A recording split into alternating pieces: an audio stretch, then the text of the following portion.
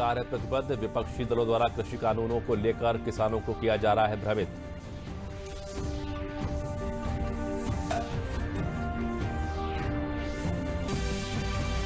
किसान संगठनों के प्रतिनिधियों ने नई दिल्ली में कृषि मंत्री से की मुलाकात। कृषि कानूनों को किया समर्थन। सरकार किसानों से बातचीत के लिए है तैयार।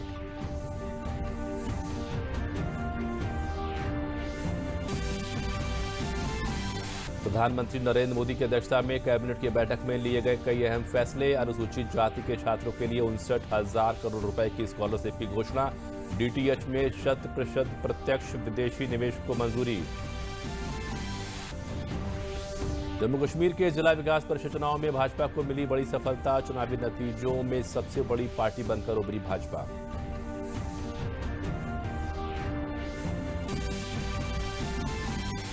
नमस्कार, मैं हूं प्रणव अग्नोत्री और अब समाचार विस्तार से। पूर्व प्रधानमंत्री चौधरी चरण सिंह की जयंती के अवसर पर मनाए जा रहे राष्ट्रीय किसान दिवस पर मुख्यमंत्री योगी आदित्यनाथ ने लखनऊ में चौधरी चरण सिंह को श्रद्धांजलि अर्पित की। इस अवसर पर कृषक उपहार योजना के अंतर्गत किसानों को ट्रैक्टर वितरित किए गए और लोक भवन में आयोजित कार्यक्रम में प्रगतिशील किसानों को मुख्यमंत्री ने सम्मानित किया। मुख्यमंत्री ने कहा कि सरकार किसान हित में काम करने के लिए प्रतिबद्ध है। उन्होंने कहा कि कृषि क्षेत्र के विकास के लिए युद्ध स्तर पर काम जारी है।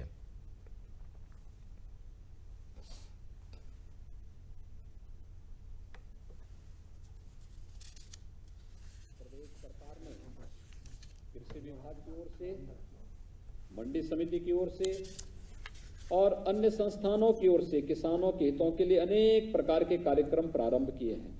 आज आपने देखा होगा, इस कार्यक्रम के पहले हम लोगों ने चौधरी साहब की प्रतिमा पर माल्यार्पण करने के बाद प्रदेश के कुछ किसानों को ट्रैक्टर उपलब्ध कराए। आप कल्पना करिए, कभी ट्रैक्टर एक कल्पना होती थी और आज सरकार ट्रैक्टर की चाबी किसान के हाथ पे देकर के उसे तकनीक के साथ जोड़ने के एक नए आह्वान के साथ कार्य कर रही है। आज तो कृषि क्षेत्र में कितना परिवर्तन हो रहा है। मुझे याद है जब 2017 में प्रदेश के अंदर सरकार बनी, भारत सरकार प्रदेश को 20 कृषि विज्ञान केंद्र देना चाहती थी। पिछली सरकारों ने लिया ही नहीं। आज मैं कृषि मंत्री जी को और उनकी पूरी टीम को धन्यवाद देता हूं कि उन्होंने 20 के 20 कृषि विज्ञान केंद्र लिए और 20 के 20 कृषि विज्ञान केंद्र आज धरती पर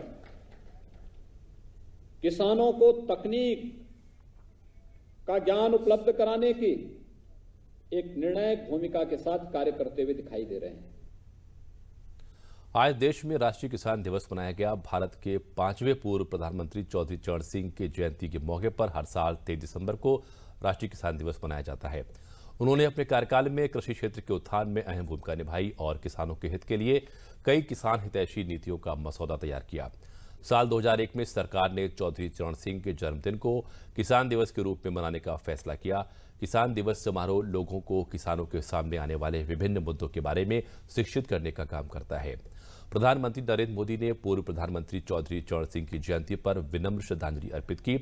उन्होंने अपने संदेश में कहा कि वे जीवन भर गांवों और किसानों के विकास के प्रति समर्पित रहे, जिसके लिए सदैव उनका स्मरण किया जाएगा। उपराष्ट्रपति एम वेंकैया नायडू ने किसान दिवस पर अन्नदाताओं का आभार जताते हुए अपने ट्वीट में कहा कि देश के पूर्व प्रधानमंत्री चौधरी चरण सिंह की जयंती के अवसर पर उनकी पावन स्मृति को सादर नमन। किसान दिवस पर अन्नदाता किसान भाइयों को कृतज्ञ नमन, उनकी स्वाभाविक उद्यमता को प्रणाम।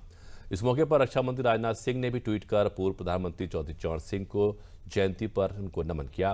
राजनाथ सिंह ने कहा कि पूर्व प्रधानमंत्री और देश के सबसे सम्मानित किसान नेताओं में अग्रणी चौधरी चरण सिंह जी को उनकी जयंती के अवसर पर मैं स्मरण एवं नमन करता हूं। चौधरी साहब आजीवन किसानों की समस्याओं को आवाज देते रहे और उनके कल्याण के लिए काम करते रहे। देश उनके योगदान को हमेशा याद रखेगा। किसान संगठनों के प्रतिनिधियों का एक दल आज कृषि मंत्री से मुलाकात कर नए कृषि कानूनों का उन्होंने समर्थन किया। देश भर से करीब 3,15,000 किसानों द्वारा हस्ताक्षरित किया गया समर्थन पत्र कृषि मंत्री को सौंपा गया। इस मौके पर कृषि मंत्री नरेंद्र सिंह तोमर ने फिर एक बार कहा कि केंद्र सरकार किसानों से बातचीत के लिए तैयार है।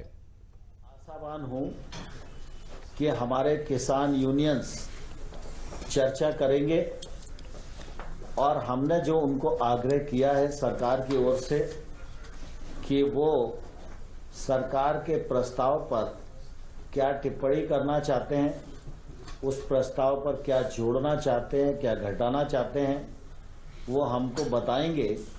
और कब उनको सुविधा है वार्ता करने के लिए, वो तारीख और समय हमें बताएंगे। तो भारत सरकार पूरी तरह वार्ता के लिए उनके साथ तैयार है और मुझे पूरी आशा है कि जल्दी ही वो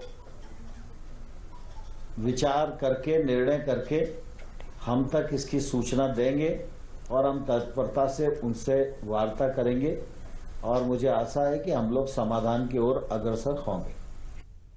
आज प्रधानमंत्री नरेंद्र मोदी की अध्यक्षता में कैबिनेट की बैठक हुई। बैठक में कई अहम फैसले लिए गए। अनुसूचित जाति के लिए छात्रों की शिक्षा के लिए 59,000 करोड़ रुपए की स्कॉलरशिप की घोषणा की गई। केंद्रीय मंत्री थावरचंद गहलोत ने कहा कि केंद्र सरकार इसमें 35,534 करोड़ रुपए खर्च करेगी और बाकी की राशि राज्य सरकारें वहन करेंगी।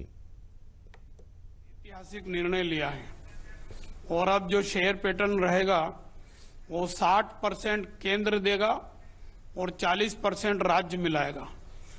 इसका परिणाम ये होगा कि अभी तक हम 1100 करोड़ रुपए सालाना एवरेज 2-3 साल का निकाला है देते थे और अब देंगे सीधा 5 गुना बढ़ा करके। और ये 5 गुना बढ़ा करके देंगे तो इसका मतलब ये है कि हम इसी साल से 5,000 करोड़ की धनराशि से अधिक की धनराशि छात्रवृत्ति के रूप में राज्यों को देंगे। कैबिनेट की बैठक में आज डायरेक्ट होम सर्विस को लेकर बड़ा फैसला लिया गया है। अब इस सेक्टर के लिए 100% प्रत्यक्ष विदेशी निवेश का रास्ता साफ हो गया है। कैबिनेट ने मीडिया जगत से जुड़ी 4 संस्थाओं को मिलाकर एक संस्था बना दिया है जो NFDC के रूप में काम करेगी। वैसे ही क्षेत्रों के लिए बजट में और वाणिज्य मंत्रालय ने 100% FDI की बात निर्णय पहले ही किया था, लेकिन हमारे INB के गाइडलाइंस के कारण इस क्षेत्र को 100% FDI का लाभ नहीं मिल रहा था। अब आज के निर्णय से ये गाइडलाइन में बदलाव करके कॉमर्स मिनिस्ट्री जैसी ही गाइडलाइन अब यहां रहेगी जो पहले बजट अनाउंसमेंट थे उसकी पूर्ति है और इस क्षेत्र को भी 100% FDI में के लाया है। समाचार अभी जारी रहेंगे। फिलहाल वक्त है एक छोटे से विराम का।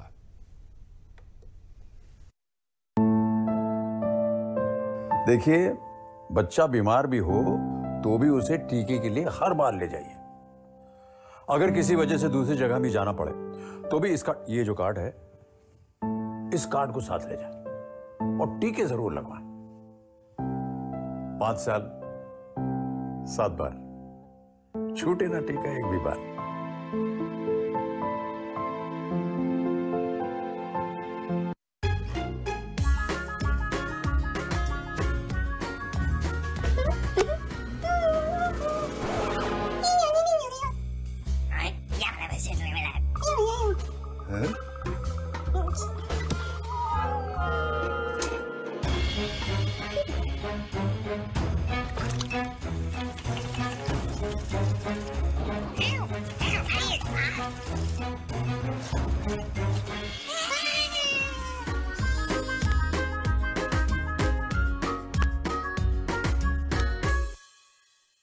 आज माँ को टेलीग्राम भेज दोगे ना? मुझ पे छोड़ दो। अब तो हमारा परिवार पूरा है और बच्चे नहीं। मुझ पे छोड़ दो। पूरे परिवार का ख्याल तो हमें रखना है। तभी तो हमने निर्णय लिया है कि मैं नसबंदी करवाऊंगा। और मुझे पता है इससे किसी तरह की कमजोरी नहीं होती। ये नई तकनीकी पुरुष नसबंदी है, न चीरा न टांका। इसमें समय भी कम लगता है और कोई परेशानी भी नहीं होती। पति पत्नी करें विचार, स्वस्थ नारी स्वस्थ परिवार। केंद्रीय शिक्षा मंत्री डॉक्टर रमेश पोखरियाल निशंक ने कल केंद्रीय बोर्ड के शिक्षकों से ऑनलाइन कॉन्फ्रेंस करते हुए बताया कि CBSE की परीक्षाएं रद्द नहीं होंगी। उन्होंने कहा कि परीक्षाएं निश्चित रूप से होंगी क्योंकि छात्रों के भविष्य को ध्यान में रखते हुए परीक्षाएं कराना बहुत जरूरी है।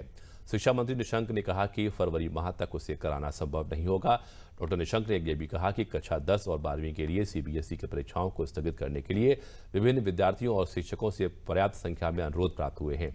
फरवरी के बाद परीक्षाएं कब कराई जा सकती हैं, इसके बारे में आगे जानकारी दी जाएगी। मार्च महीने में कोरोना संक्रमण के फैलने के बाद से ही स्कूल बंद हैं। इसके बाद से बच्चों को ऑनलाइन क्लासेस के जरिए पढ़ाया जा रहा है। हालांकि कुछ राज्यों में स्कूल खोलने का फैसला लिया गया था। जम्मू कश्मीर में जिला विकास परिषद चुनाव में भाजपा को बड़ी सफलता हाथ लगी है और वो सबसे बड़ी पार्टी बनकर उभरी है। जम्मू डिवीजन में भाजपा ने जम्मू, कठुआ, सांभर, रियासी, उधमपुर और डोडा में सफलता पाई है। वहीं नेशनल कॉन्फ्रेंस ने किश्तवाड़, रामबन, राजौरी में ज्यादा सीटें जीती हैं। वहीं पुंछ में निर्दलीय विधायकों ने बाजी मारी है।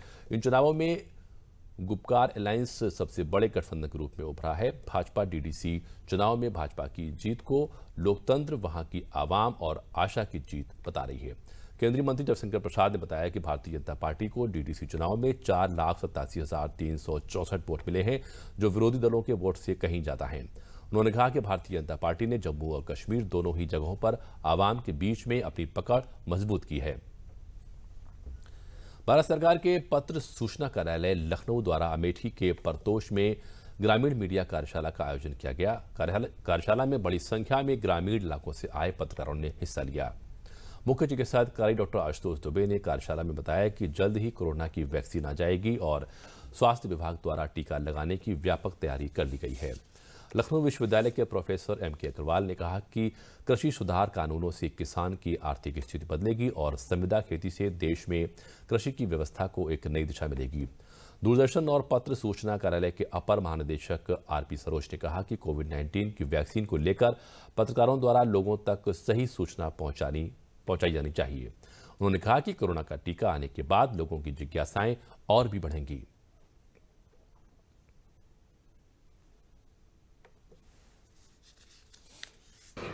बात किसानत हो रही, लेकिन किसान वहां उस परिप्रेक्ष्य में है ही नहीं।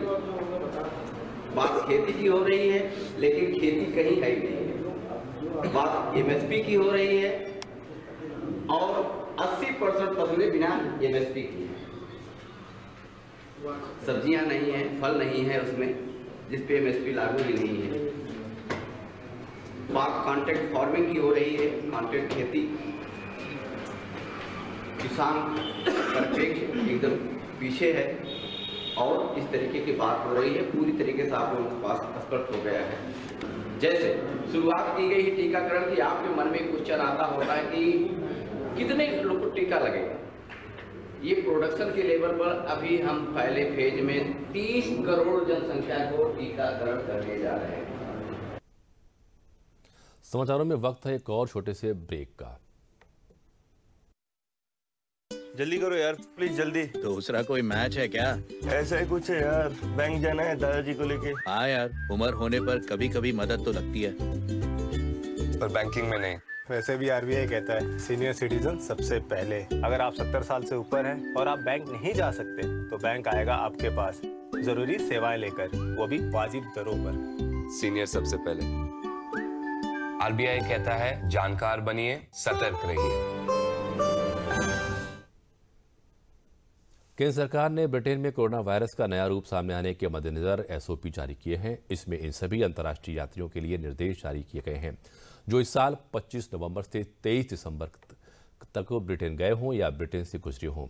SOP के मुताबिक सभी अंतर्राष्ट्रीय यात्रियों को पिछले 14 दिनों की यात्रा के बारे में जानकारी देनी होगी और स्वघोषणा पत्र भरना होगा।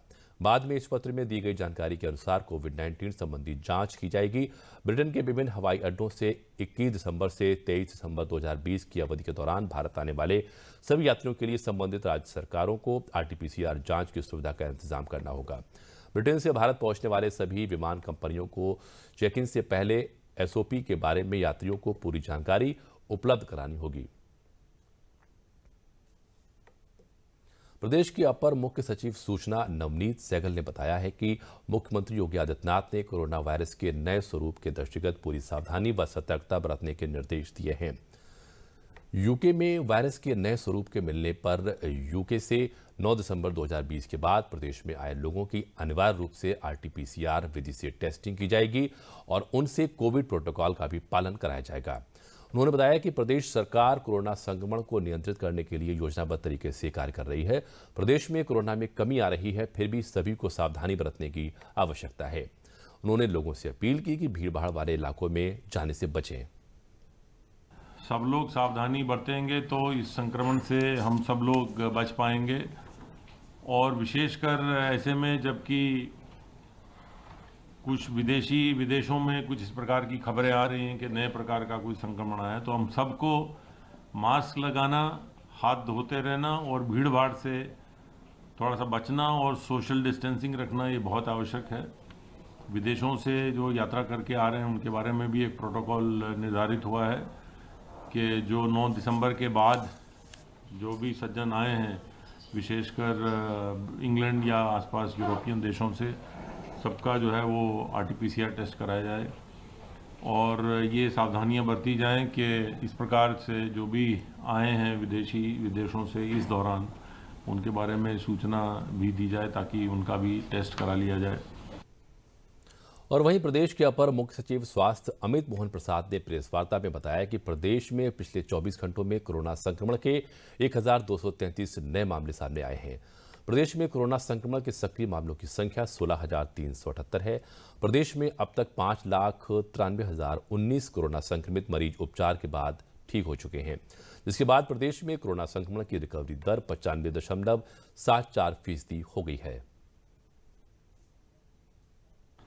विगत 24 घंटों में संक्रमण के 1,233 नए मामले सामने आए हैं। इस समय प्रदेश में एक्टिव इन्फेक्शन के केसेस की कुल संख्या 16,378 है। इनमें से 7,215 होम आइसोलेशन में हैं और 1,774 निजी अस्पतालों में अपना इलाज करवा रहे हैं। बाकी के सभी एक्टिव इन्फेक्शन के केसेस सरकारी L1, L2, L3 की व्यवस्था में निःशुल्क अपना इलाज करवा रहे हैं। प्रारंभ से अब तक जो लोग संक्रमित हुए, इनमें से 5,53,019 संक्रमण विहीन होकर डिस्चार्ज किए जा चुके हैं और इस समय प्रदेश की रिकवरी का प्रतिशत, जहां तक कोविड का संबंध है, बढ़कर के 95.74 तक कुल मिलाकर 2,28,32,382 सैंपल्स की जांच की जा चुकी है। और आइए एक बार फिर नजर डालते हैं प्रदेश में विभिन्न जिलों में किसान दिवस मनाए जाने के समाचारों पर। मेरठ में किसान दिवस पर कृषि सुधार कानून को लेकर बागपत के भाजपा सांसद डॉक्टर सतपाल सिंह ने विपक्ष पर आरोप लगाते हुए कहा कि विपक्ष के पास विरोध करने का कोई एजेंडा नहीं है, इसलिए कृषि कानूनों को लेकर अड़ंगा लगाया जा रहा है। मेरठ के कुसेड़ी गांव में किसान दिवस के मौके पर बागपत सांसद डॉक्टर सतपाल सिंह ने चौधरी चरण सिंह की प्रतिमा का अनावरण किया और इसके बाद किसान सम्मेलन में 3 नए कृषि कानूनों के फायदे भी बताए। उन्होंने कहा कि किसानों की जमीन, बच्चों और भविष्य के बारे में गंभीरता से सोचने वाला यदि कोई है तो वो प्रधानमंत्री नरेंद्र मोदी ही है। उन्होंने कहा कि कॉन्ट्रैक्ट केवल फसलों का होगा, जमीन का नहीं होगा और बिचौलिया राज से अब किसानों को मुक्ति मिली है। सम्मेलन में सैकड़ों की संख्या में पहुंचे किसानों ने हाथ उठाकर कृषि सुधार कानून का समर्थन किया। कांग्रेस को आगे कोई भविष्य नजर नहीं आता है, इसलिए आज ये लोग किसानों के कंधे पे अपनी बंदूक रख करके वो चलाना चाहते हैं, किसानों को भ्रमित करना चाहते हैं। लेकिन इस देश के जो करोड़ों किसान हैं वो इस बात में बड़े समझदार हैं, उनको बहकाया नहीं जा सकता। पंजाब का मैंने आपको उदाहरण दिया है। पंजाब में क्योंकि पंजाब में सबसे ज़्यादा टैक्स वसूलने वाले, कमीशन खाने वाले जो आड़तिए हैं वो इसके पीछे हैं। और कुछ हमारे किसान भाई जिनको भ्रमित किया जा रहा है, जिन्होंने कानून नहीं पढ़े हैं, उनको ये भ्रमित किया गया है। मेरा विश्वास है और मैं सभी अपने किसान भाइयों से जो आज हमारे बॉर्डर पर बैठे हैं, अपना काम छोड़ करके इस सर्दी के माहौल में, सर्दी कितनी सर्दी, कड़ाके की सर्दी है, उसमें वहाँ पर जो है परेशान हैं, वो अपने एक बार कानून पढ़ लें। पढ़ नहीं सकते तो किसी से पढ़वा लें। और मेरा पूरा विश्वास है अगर वो कानून पढ़ लेंगे वो निश्चित रूप से ये छोड़ करके और मोदी जी के गीत गाते हुए अपने घरों में वापस चले जाएंगे।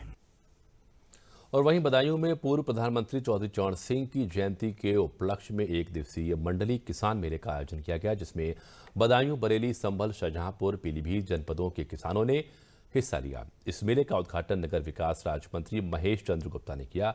इस अवसर पर बदायूं के सांसद डॉक्टर संघमित्रा मौर्य और आंवला के सांसद धर्मेंद्र कश्यप के साथ बदायूं के जिलाधिकारी भी मौजूद थे।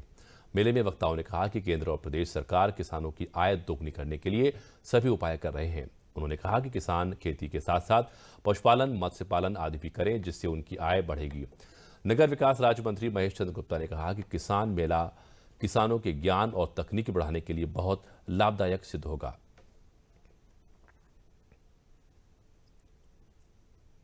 कि भारतीय जनता पार्टी एक ऐसी पार्टी है आदरणीय मोदी जी के नेतृत्व में जो चल रही है, वो किसान का, हर वर्ग का जो नारा दिया, सबका साथ, सबका विकास, सबका विश्वास, उसको लेकर के काम कर रही है। और वो सिर्फ दिखावा नहीं करती है। विरोधी जो विरोध कर रहे हैं बैठ करके सड़कों पर, वो सिर्फ और सिर्फ दिखावा कर रहे हैं, क्योंकि उसमें कहीं भी कोई भी सत्यता नहीं है। किसान जो है भारतीय जनता पार्टी के साथ में है, किसान जो है मोदी जी के साथ में है, किसान जो है योगी जी के साथ में है। माननीय नरेंद्र मोदी जी ने जब ये बात कही है कि मैं किसानों की आमदनी दूनी करूंगा, तो जिस नेता की कथनी और करनी में कोई अंतर नहीं होता है, उसकी वाणी में दम होता है। आज जो हम देख रहे हैं, किसानों के चेहरे पर खुशहाली है।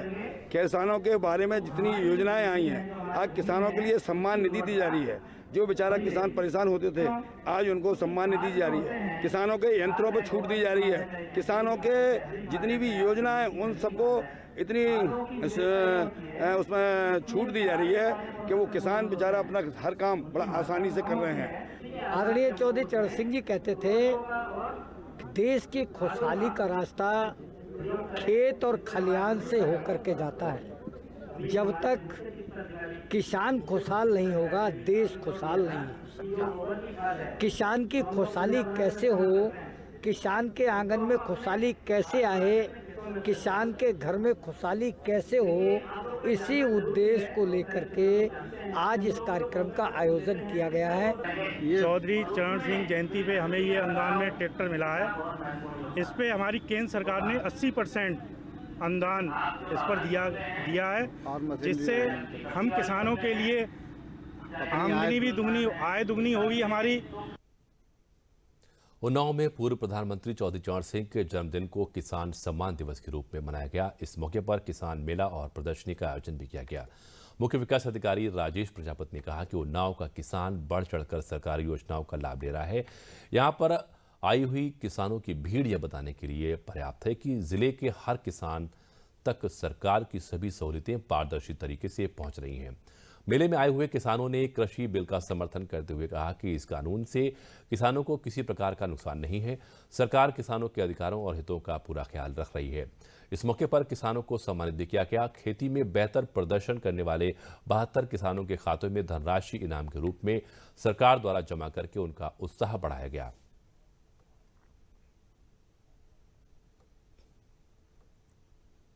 ये बोलिए। तो कृषि बिल पर जो सरकार का जो अभियान है, वो किसी प्रकार का गलत नहीं है। हम लोग उसका भरपूर समर्थन करते हैं। किसानों को समर्थन करना चाहिए।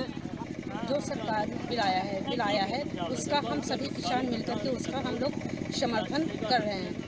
हम किसान भाइयों को काफ़ी इससे फायदा भी हुआ है।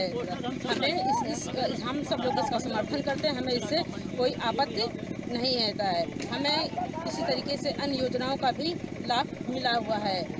जैसे मैं लगता है योजना, कृषि योजना के अंतर्गत फार्म मशीनरी बैंक उत्पादक समूह बना करके हम किसानों की आय दोगुनी हो गई है। जयंती पर आज जो है किसान दिवस का आयोजन किया गया है। यहाँ पर अपने जनपद के वो किसान लोग आए जो कहीं न कहीं से ऑर्गेनिक खेती या इस तरह के उत्पाद कर रहे हैं जिससे लोगों को फायदा हो सकता है।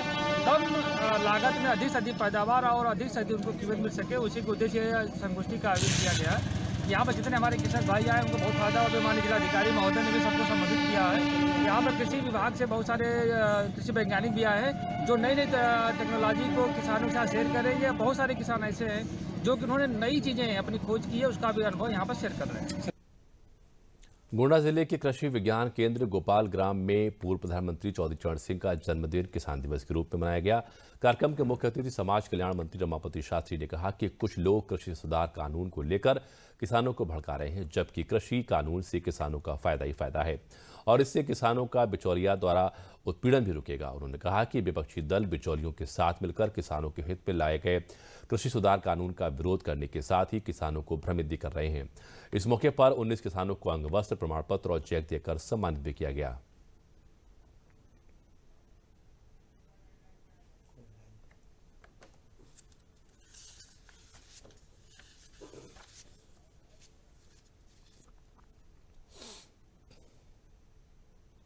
ये पंडित माननीय चौधरी चरण सिंह जी के जन्म दिवस के अवसर पर किसान सम्मान समारोह के माध्यम से हम लोग आए हैं। किसानों के द्वारा जो भी उत्पाद हुए हैं, चाहे मछली पालन का हो, चाहे गन्ना पालन के लिए हो, चाहे अनाज के लिए हो, चाहे फूल के लिए हो, या अन्य प्रकार के किसानों के माध्यम से जो चर्चा हुई उसके लिए हो,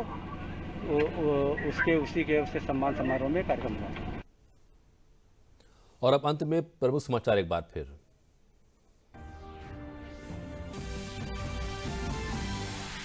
मुख्यमंत्री योगी आदित्यनाथ ने कहा, किसानों के हित के लिए सरकार है प्रतिबद्ध। विपक्षी दलों द्वारा कृषि कानूनों को लेकर किसानों को किया जा रहा है भ्रमित।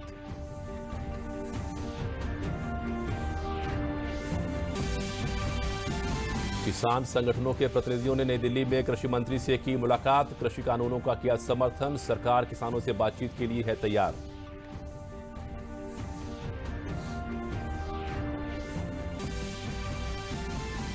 प्रधानमंत्री नरेंद्र मोदी की अध्यक्षता में कैबिनेट की बैठक में लिए गए कई फैसले। अनुसूचित जाति के छात्रों के लिए 59,000 करोड़ रुपए की स्कॉलरशिप की घोषणा।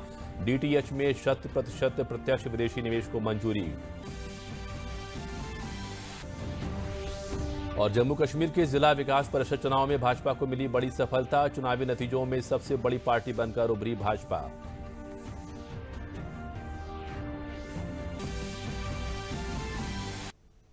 और इसी के साथ समाचार समाप्त हुए। नमस्कार।